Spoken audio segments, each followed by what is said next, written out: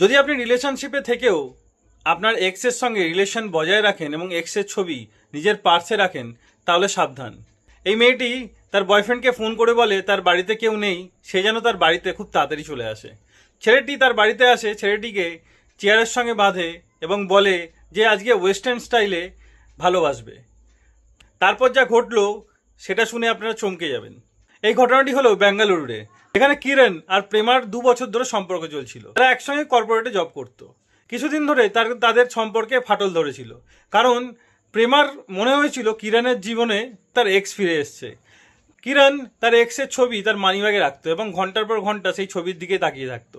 এবং প্রেমা লক্ষ্য করছিল প্রেমার ওপর থেকে ভালোবাসা অনেক কমে গেছে। তো তাই প্রেমা ঠিক করলো তাকে উচিত শিক্ষা দেবে। তাই যেদিন ওর বাড়িতে কেউ ছিল না, তখন প্রেমা কিরণকে ফোন করে বলে তার বাড়িতে কেউ নেই, সে যেন এক্ষুনি চলে আসে, ওয়েস্টার্ন স্টাইলে তাকে ভালোবাসবে। সে যখন বাড়িতে আসে তার চোখ বাঁধে এবং হাতও বাঁধে, বেঁধে বলে ওয়েস্টার্ন স্টাইলে তাকে ভালোবাসবে। কিন্তু ঘটনাটি যেটা ঘটলো, তার গায়ে কেরোসিন তেল ছড়িয়ে আগুন লাগিয়ে দেয়। তো ঘরে পুরো ধোঁয়ায় ভরে যায়। পাড়া প্রতিবেশী যখন ছুটে আসে এবং তাকে হসপিটালে ভর্তি করা হয়, সঙ্গে সঙ্গে সে সেখানেই মারা যায়। পুলিশ প্রেমাকে থানায় নিয়ে যায় এবং জিজ্ঞাসাবাদ করে। প্রথমে প্রেমা বলে আমি কিছুই জানি না, আমি তো বাথরুমে ছিলাম।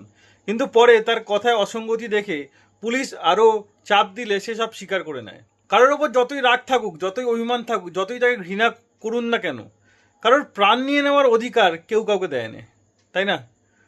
তো আপনার মতামত অবশ্যই কমেন্টে জানাবেন এবং ভিডিওটি অবশ্যই সবার সঙ্গে শেয়ার করবেন।